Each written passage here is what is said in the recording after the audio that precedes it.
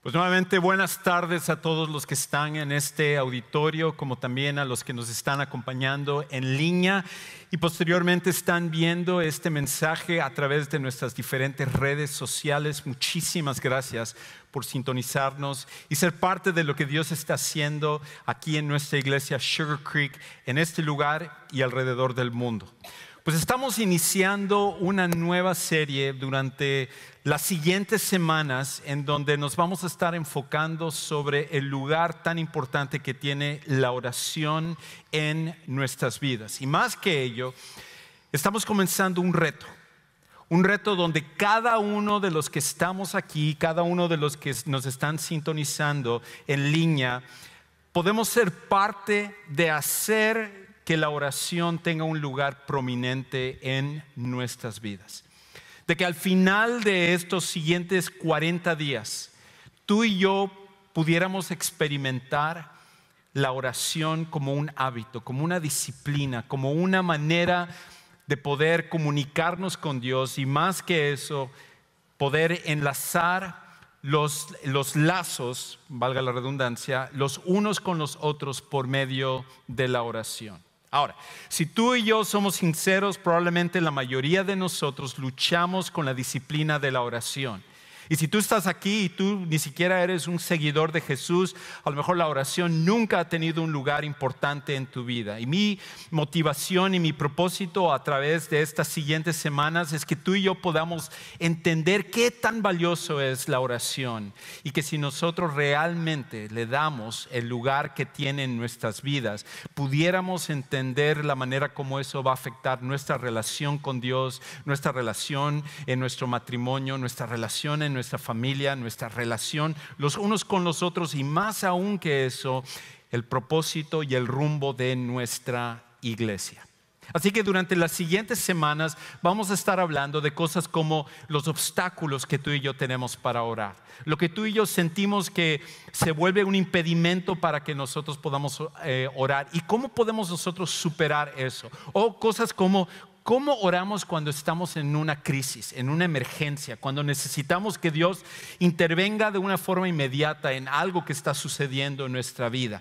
Cada uno de los temas que tenemos durante las siguientes semanas están enfocados hacia ayudarnos a entender el lugar de la oración y cómo nosotros podemos emplear eso en nuestras vidas. Y aún más allá, en nuestros grupos de conexión, estamos ahora también estudiando un libro que se llama 40 días de oración, que es de donde nosotros obtuvimos el título, que a través de este libro, que va a ser también como un diario, va a ser una oportunidad para que tú y yo empecemos a poner en práctica la oración en nuestras vidas, de que cada día nosotros tomemos un tiempo para usar este diario como una guía para poder estar orando de forma individual, pero también para hacerlo en forma de grupo. Y por eso una de las cosas que yo te voy a invitar a que tú hagas es que si tú no eres parte de un grupo de conexión, que tú busques uno, que tú seas parte de uno de nuestros grupos. Nosotros vamos a tener más información. Si tú deseas conectarte con alguno de estos grupos al final, tú puedes hacerlo y a través de estos 40 días encontrar un grupo con el cual tú y yo podamos orar.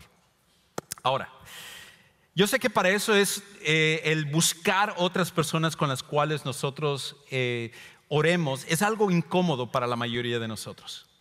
La mayoría de nosotros, cuando se trata acerca de las disciplinas espirituales, sobre todo la oración, tú y yo preferimos hacerlo de una forma individual.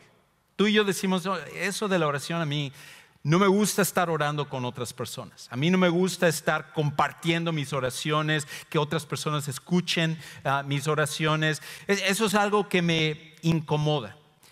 Y creo que parte de la razón por la cual nosotros luchamos con esto es porque nuestra sociedad nos empuja hacia el individualismo.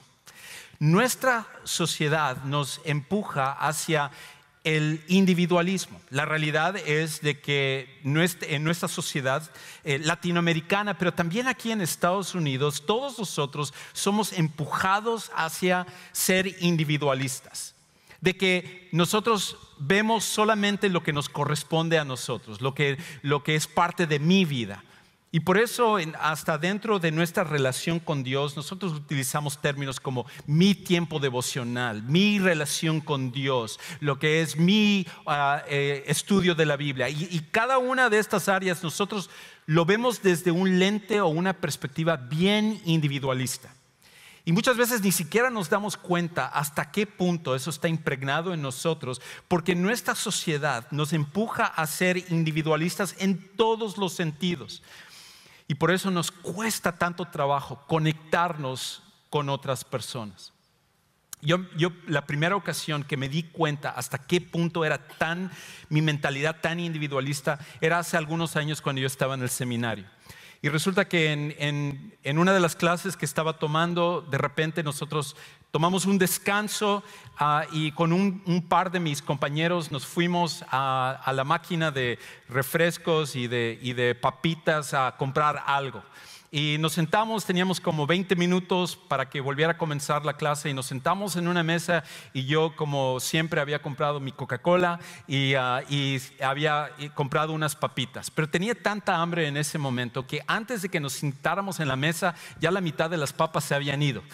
Porque soy una persona que desde la universidad, como que no sé por qué, formé ese hábito de comer bien rápido. Entonces nos sentamos a la mesa, la mitad de las papas ya estaban idas, cuando de repente levanto la mirada y mis dos compañeros, que de hecho eran asiáticos, uno era de la China y el otro era de las Filipinas, ellos en cambio lo que habían hecho era esto, que al comprar las papitas que ellos tenían, en vez de comerlo, rompieron la bolsa, abrieron la bolsa y lo pusieron en el centro de la mesa, para que cualquiera pudiera agarrarlo.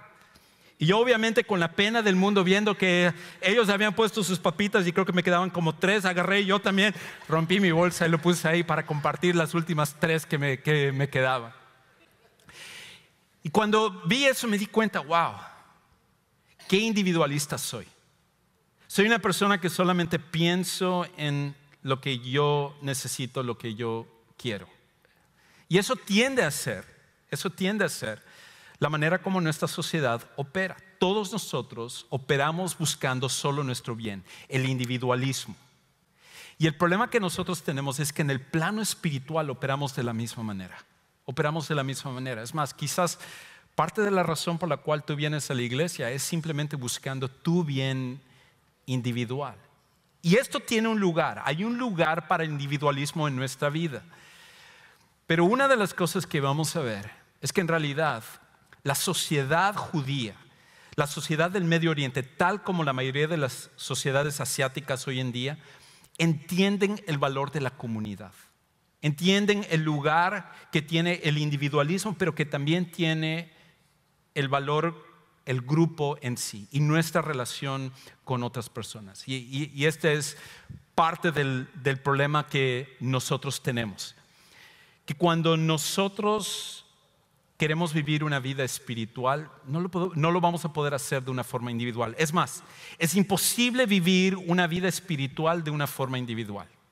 Es imposible vivir una vida espiritual de una forma individual, porque el cristianismo, el seguir a Jesús, el ser una persona que crece en su relación personal con Dios, jamás se puede hacer solamente de forma individual. Ahora, no me malentiendan, hay un lugar para las disciplinas individuales, lo que tú y yo tenemos que hacer de orar, de leer la Biblia, de buscar a Dios primeramente con nuestro corazón y nuestra vida. Eso sin duda alguna es importante.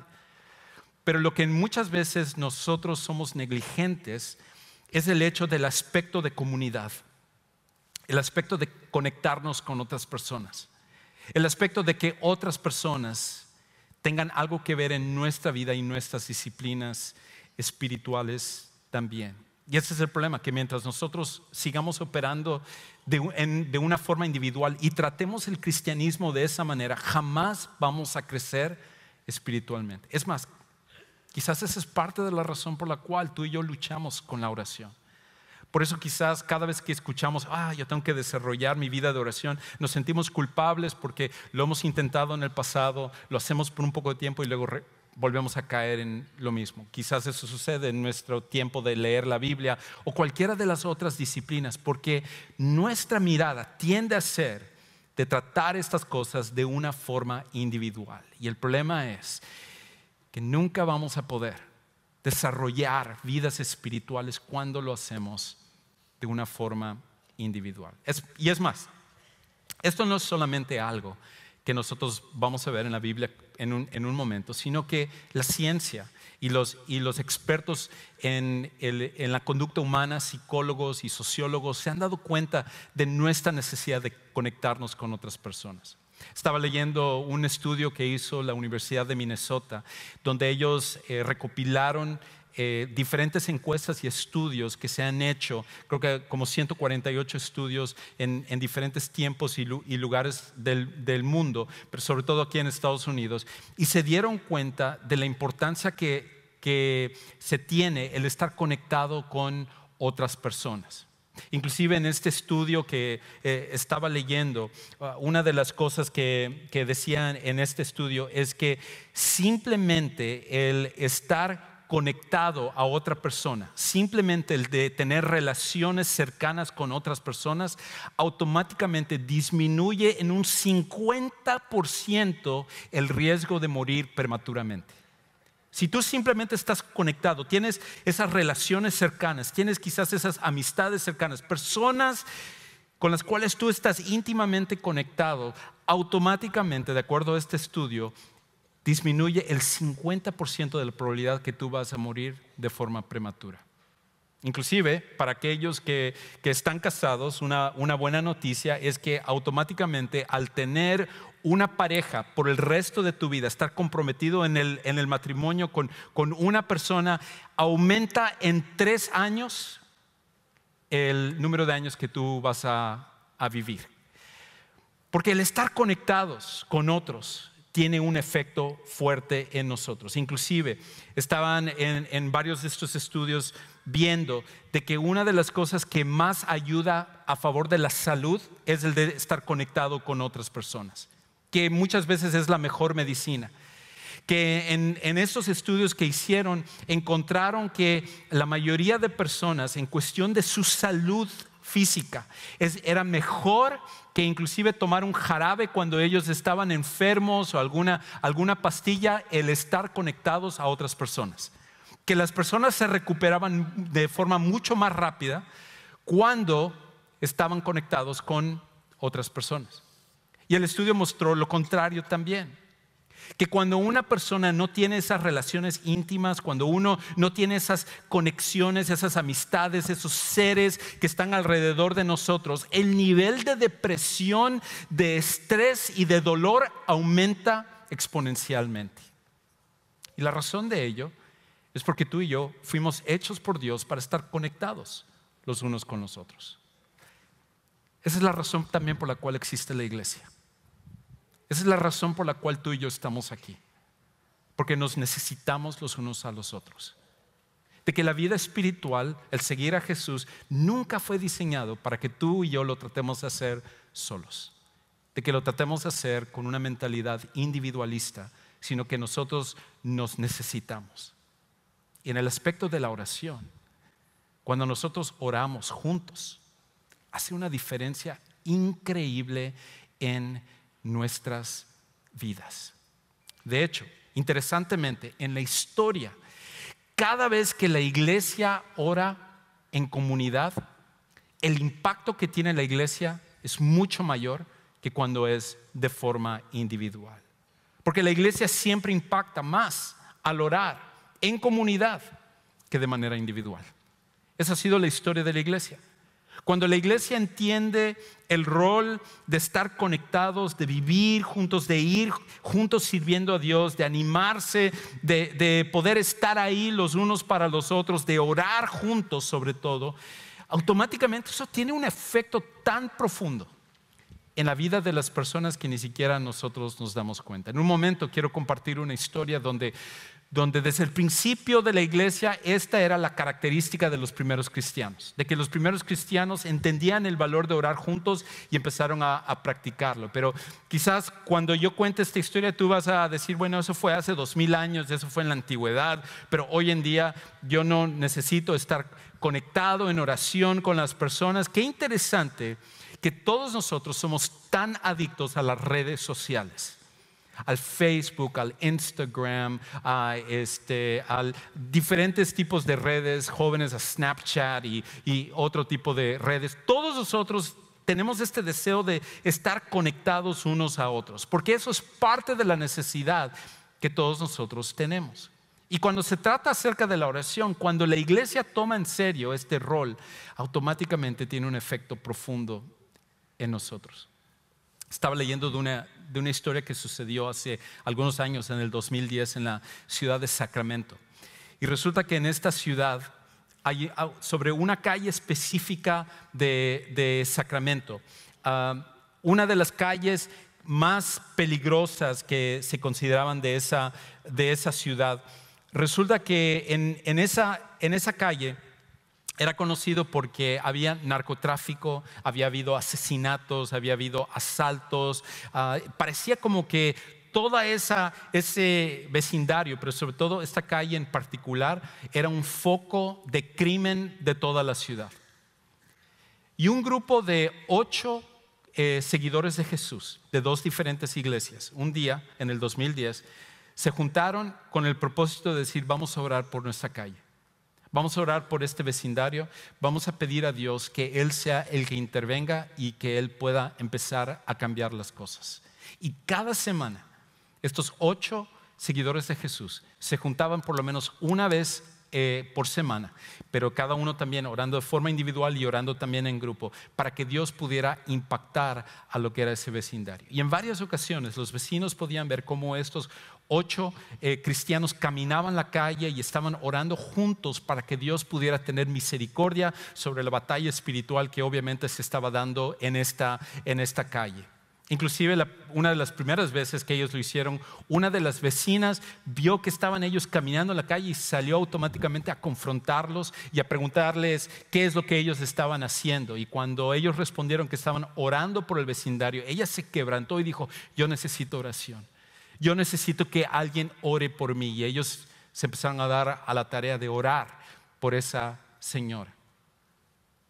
2 años después de que ellos estaban fielmente orando, por lo menos una vez a la semana, a los 2 años salió un artículo en el periódico Sacramento Bee, en donde hacían ellos la observación que esta calle, que era una de las más peligrosas de toda la ciudad, tenía aproximadamente como 1 año y medio que no se había reportado ni un solo crimen, no había habido un homicidio, la venta de drogas había desaparecido.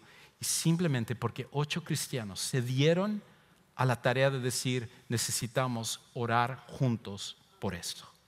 Qué increíble que algo así suceda. Pero eso no está sucediendo solamente en otras partes, está sucediendo en nuestra iglesia también. Porque hace algunos años Dios puso en el corazón de algunas personas de nuestra iglesia también empezar a juntarse a orar en una de las calles donde hay más prostitución, hay más tráfico humano, esclavitud de personas, aquí en la calle Bissonnet. Y diferentes personas, hombres de negocios, mujeres, amas de casa, personas de nuestra iglesia, dijeron: nosotros queremos ver una transformación también en esta calle, que es una de las peores, no solamente de Houston, sino de todos los Estados Unidos, para empezar a ver un cambio en la vida de las personas. Y cuando ellos empezaron a hacerlo, aproximadamente hace como 3 años, Dios empezó a obrar también. Empezaron a juntarse otras iglesias, se levantó un ministerio para ayudar a las personas, y desde hace 3 años hemos visto como varias mujeres que estaban atadas a la prostitución han salido de la prostitución y ahora ellas conocen a Jesucristo como su Salvador personal. ¿No es eso increíble? Eso es increíble. Y esas personas son tan normales como tú y yo. No son la gente súper espiritual. No es la gente que a lo mejor tú y yo pensamos: wow, yo jamás podría hacer eso. Esas personas seguramente tienen mucho más tiempo de ser un seguidor de Jesús, o ellos son muy valientes, mucho más. No. Eran seguidores de Jesús, común y corriente como tú y yo lo somos, que entendieron el valor de orar juntos. La iglesia siempre, cuando ora juntos, cuando ora en comunidad, tiene mucho más impacto que cuando lo hacemos de forma individual. Y estos 40 días de esta campaña en la que estamos comenzando, es la oportunidad para que tú y yo podamos empezar a poner en práctica esto. Ahora, cuando la iglesia comenzó, ellos se dieron cuenta de cómo Dios utilizaba no solo la oración individual, pero la oración de los cristianos cuando ellos se juntan y están buscando al Señor como una comunidad. Y en el libro de Hechos capítulo 4, el libro donde se narra la historia de la iglesia, lo que sucedió después de que Jesucristo había muerto, se había sacrificado voluntariamente por los pecados de la humanidad, pero que luego resucitó como una declaración de que Él tiene poder sobre la vida y sobre la muerte, y que el que tenga esperanza sobre Él nunca será defraudado. Después de que eso sucedió, se levantó este grupo de seguidores de Jesús que hoy en día nosotros conocemos como la iglesia y que somos parte de esa iglesia. Los primeros cristianos empezaron a levantarse y a proclamar el nombre de Jesús, que en el nombre de Jesús hay perdón de pecados, hay cambio de vida, hay esperanza para esta vida y para la eternidad. Y cuando ese mensaje empezó a proclamarse, no fue un mensaje popular. No fue un mensaje que la gente quería recibir, porque tal como sucede hoy en día, había mucho antagonismo en contra de eso. Pero la diferencia es que en donde ellos estaban, en la ciudad de Jerusalén, cuando había nacido la iglesia, es que ellos estaban recibiendo oposición, no solamente a lo que estaban diciendo, sino hacia sus propias vidas. Porque poco tiempo antes, el Señor Jesús había sido crucificado. Ahora ellos estaban corriendo el riesgo de ser martirizados. En una ocasión, en donde dos de los líderes, dos de los llamados apóstoles, que apóstol simplemente significa alguien que se le ha dado la autoridad, que eran Pedro y Juan, estaban caminando por uno de los lugares de Jerusalén, un lugar que era una puerta que llamaban La Hermosa. Resulta que ellos estaban caminando y había un hombre lisiado. Un hombre que desde su nacimiento no había podido caminar, estaba sobre la calle y estaba mendigando como cualquier persona en esa época, sobre todo, que no tenía los recursos y no tenía la tecnología de poder traer sanidad a él. Y él ahí mendigando ve a Pedro y a Juan y les llama a ellos y él les pide que le den una limosna para poder sustentarse. Y Pedro y Juan, cuando se acercan a él, lo miran fijamente y Pedro le dice a este hombre: mírame a los ojos. Y dice: mira, yo no tengo oro ni plata, pero lo que tengo te voy a dar. Sé sano en el nombre de Jesucristo. Y en ese momento ese hombre que nunca había caminado, por primera ocasión se levantó y él caminó de una forma milagrosa para mostrar el poder de Dios. Cuando eso sucedió, el sacudón, el impacto, se sentían las olas de asombro en la gente de ver a este hombre sanado. Y los líderes religiosos de esa época, viendo que estaban amenazados con respecto a su liderazgo, empezaron a oponerse, y lo primero que hicieron fue llamar a Pedro y a Juan para cuestionarles acerca de lo que ellos habían hecho. Y cuando Pedro y Juan están delante de lo que sería estos líderes religiosos, sobre todo el grupo que gobernaba, que se llamaba el Sanedrín, cuando estaban delante de ellos se defendieron de una forma tan elocuente y con tanto valor que asombraron a los líderes. De hecho, ellos reconocían que Pedro y Juan habían estado con Jesús, pero la última vez que ellos habían visto a Pedro y Juan, solo lo reconocieron por sus espaldas, porque se iban corriendo cuando abandonaron a Jesús. Y ahora estos dos hombres valientemente estaban aquí diciendo: nosotros hacemos esto, pero es en el nombre de Jesús, es en el poder de Jesús. No somos nosotros, es Jesús el que sana y cambia vidas y hace todo ese tipo de cosas. Y déjame decirte, no importa lo que ustedes nos digan, no importa si nos amenazan, nosotros vamos a seguir proclamando el nombre de Jesús, porque Él es lo más importante. Y ellos, cuando vieron eso, sabían que no podían intimidar a Pedro y Juan, y solo les ordenaron que ellos se desistieran de seguir proclamando el nombre de Jesús. Y cuando ellos se fueron de ese lugar, regresaron con la iglesia, regresaron con los otros cristianos, y dice que empezaron a contar lo que había pasado. De hecho, escucha cómo dice el pasaje ahí en Hechos 4:23. Cuando quedaron en libertad, este es Pedro y Juan, fueron a los suyos y les contaron todo lo que los principales sacerdotes y los ancianos les habían dicho. En otras palabras, las amenazas de que estos líderes religiosos les habían dicho a ellos: dejen de estar proclamando el nombre de Jesús, dejen de estarle enseñando a las otras personas acerca de quién es Jesús. Y contrario a lo que sería nuestra conducta y nuestra reacción, la mayoría de nosotros, si en nuestro trabajo nos intimidan por ser cristianos, entre nuestros amigos se burlan porque nosotros somos seguidores de Jesús, automáticamente nuestro temor y nuestra reacción es el decir: mejor no digo nada, me quedo callado. Ellos en cambio llegaron y dijeron: wow, nos sentimos tan privilegiados de poder ser perseguidos por la causa de Jesús. Y se lo contaron a la iglesia. Y la reacción de la mayoría de iglesias sería el de decir: tengamos cuidado, mejor no nos expongamos, podemos sufrir, podemos ser perseguidos, podemos morir, no vale la pena que nos arriesguemos de esta manera. Ellos en cambio reaccionaron de una forma tan increíble, reaccionaron orando. Los primeros cristianos, cuando enfrentaron lo que era la persecución, en vez de intimidarse con respecto a lo que estaban pasando, lo que ellos hicieron fue el orar. Por eso cuando tú y yo oramos, cuando oramos juntos, lo primero que sucede es esto: que nos animamos a enfrentar las pruebas. Nos animamos a enfrentar las pruebas. Y esta es la realidad. Cuando somos seguidores de Jesús, tú y yo vamos a recibir pruebas. Tú y yo vamos a pasar por momentos donde nuestra fe va a ser probada. Y es ahí cuando tú y yo necesitamos a otras personas que puedan orar junto con nosotros, de que nosotros podamos venir a descargar lo que está pasando en nuestra vida, de que otras personas puedan venir y agarrarnos de las manos y decirnos: todo va a estar bien, estamos confiando en Dios, Él es el que se va a encargar. Tú y yo pasamos por esos momentos.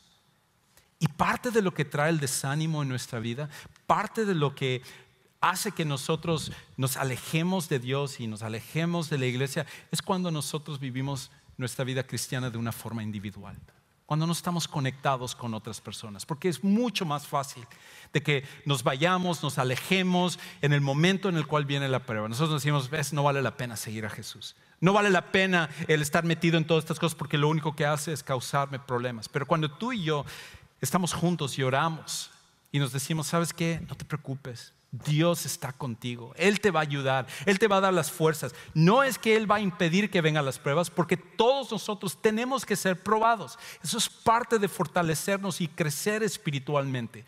Pero en medio de las pruebas, la oración lo que hace es recordarnos que nosotros podemos acudir a Dios y Él nos escucha y Él está en control de nuestra situación. Por eso es que nosotros necesitamos orar los unos por los otros.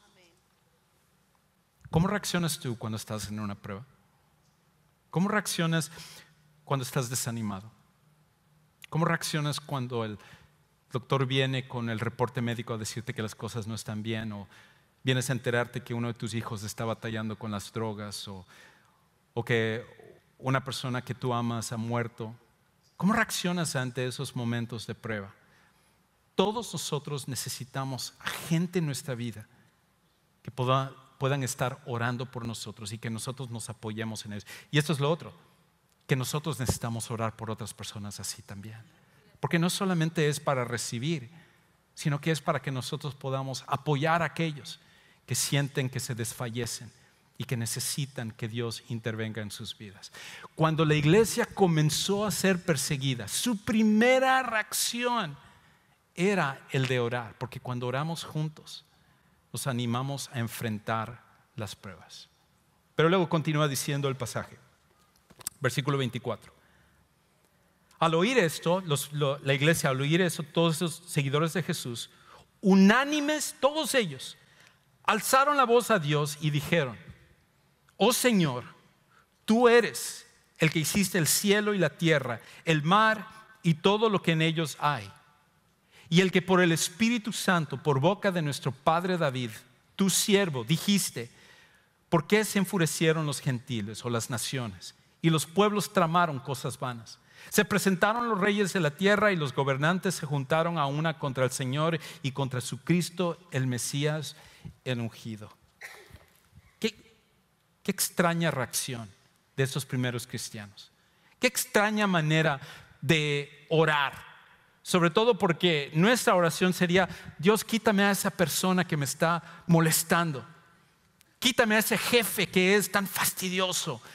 Ayúdame con esta situación económica. Todos nosotros estaríamos pidiendo que Dios interviniera para quitarnos el problema.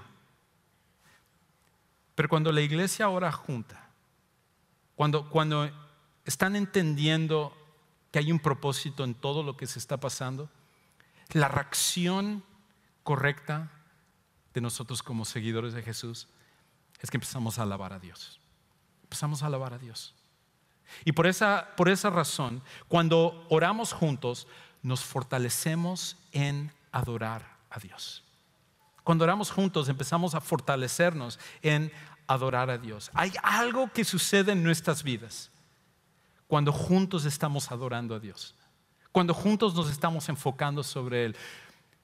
Y la adoración no solamente debemos de darlo porque Dios lo merece, y esa es la razón más importante aún. El creador del universo, el que sostiene todas las cosas, el que te hizo a ti, el que permite que tú tomes el siguiente respiro, que lata tu corazón, que tú puedas vivir el siguiente segundo, minuto, día, año o lo que sea, ese es el que merece nuestra adoración. Pero hay otra cosa: tú y yo fuimos hechos para adorar a Dios. Y por esa razón, cuando nosotros no adoramos a Dios, buscamos adorar alguna cosa, porque la adoración es parte de nuestra fibra. Es por eso que tú adoras a tu equipo de fútbol. Es por eso que tú adoras a la celebridad que tú sigues, o ese juego video, o esa telenovela, o cualquier otra cosa que está en nuestra vida. Nosotros adoramos porque fuimos hechos para adorar, pero lo único que vale la pena adorar es Dios. Y cuando nosotros adoramos a Dios, sobre todo en los momentos difíciles, cambia nuestra perspectiva de las cosas. Empezamos a ver la vida de una forma diferente, porque en medio de las pruebas, en medio de los problemas, cerramos nuestra mirada y empezamos a enfocarnos solo sobre nuestro problema. Y eso es lo que pudieron haber hecho estos primeros seguidores de Jesús. Pudieron haberse enfocado a decir: ¿qué nos va a pasar? Vayámonos de aquí, debemos de mudarnos de ciudad. Ya no digamos las cosas porque si no nos van a No, dijeron: Señor, tú habías dicho que esto iba a pasar y te adoramos porque tú eres el que estás al frente de todo esto. La adoración es algo que cambia nuestra perspectiva. Cuando oramos juntos, nos animamos a adorar a Dios. Por esa razón, cada vez que tú has dicho: no, yo no necesito ir a la iglesia, yo puedo adorar en mi casa. Es más, escojo mejores cantos aquí en mi teléfono para adorar, y yo estoy aquí y el Señor conoce mi corazón y todo. Déjame decirte, cuando tú haces eso, otra vez estás acercándote al cristianismo de una forma individual, porque lo que estás haciendo es que el cristianismo tenga que acomodarse a ti, en vez de que tú y yo nos acomodemos a la iglesia, porque nos necesitamos unos a otros. Es por esa razón que cuando estamos juntos nos animamos, oramos, adoramos a Dios. Esto es un tiempo tan especial, un tiempo en el que tú y yo lo necesitamos, porque para adorar a Dios necesitamos de otras personas también. Pero hay otra cosa también, una cosa más que los primeros seguidores de Jesús hicieron. Escucha lo que dice el versículo 27. Porque en verdad en esta ciudad, continúan ellos reconociendo y diciendo, se unieron tanto Herodes Antipas como Poncio Pilato, junto con los gentiles y los pueblos de Israel, contra tu santo siervo y a tu Hijo Jesús, a quien tú ungiste, para hacer cuanto tu mano y tu propósito habían predestinado que sucediera. Ahora, Señor, considera sus amenazas y permite que tus siervos hablen tu palabra con toda confianza, mientras extiendes tu mano para que se hagan curaciones, señales, milagros y prodigios mediante el nombre de tu santo siervo o tu Hijo Jesús. Después que oraron, el lugar donde estaban reunidos tembló y todos fueron llenos del Espíritu Santo y hablaban la palabra de Dios con valor. Lo tercero que sucedió cuando estos cristianos empezaron a orar juntos, cuando la iglesia que acababa de originarse, cuando acababa de comenzar, empezaron a orar juntos, es que empezaron a ayudarse a reconocer y obedecer el plan de Dios. Porque cuando oramos juntos, nos ayudamos a reconocer y obedecer el plan de Dios. Y por eso ellos podían ver más allá de lo que las demás personas podían ver. Las personas pensaron que había sido una tragedia o un accidente, que el llamado Jesús de Nazaret había muerto en la cruz. Pero ellos en cambio reconocieron que este era el plan divino que había sido formado desde antes de la fundación del mundo. De que el Cordero de Dios, el que iba a ser sacrificado con su vida para que la humanidad pudiera tener perdón de pecados, había sido predestinado, Él había sido escogido para llegar en el momento correcto, y que en todo ese proceso de desobediencia de la humanidad, de desobediencia del pueblo de Israel, de desobediencia hasta de los grandes seguidores y personas de fe, Dios seguía estando en control de las cosas. De que se levantaban pueblos poderosos y valientes como los babilonios o los asirios o los griegos o los romanos, y que en todo eso nada había desviado el plan de Dios. Dios es un Dios soberano. Es un Dios que Él reina majestuosamente en todas las circunstancias de nuestra vida.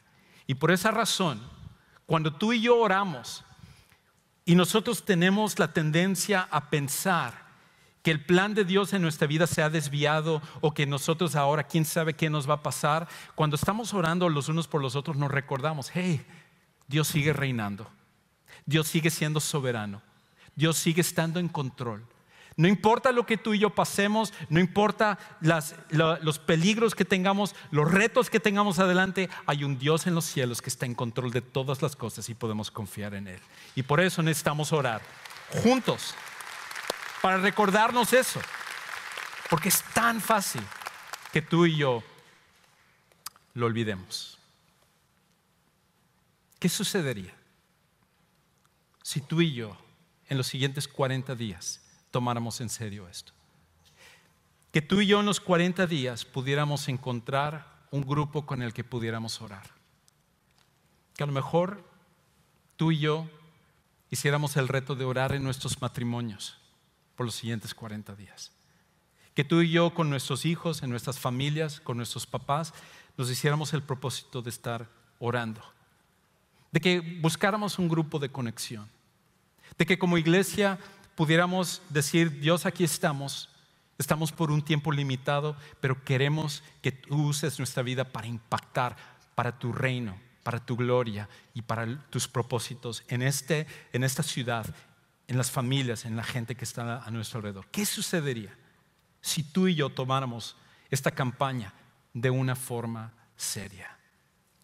Lo que sucedería es que las cosas cambiarían de una forma radical, comenzando contigo y conmigo.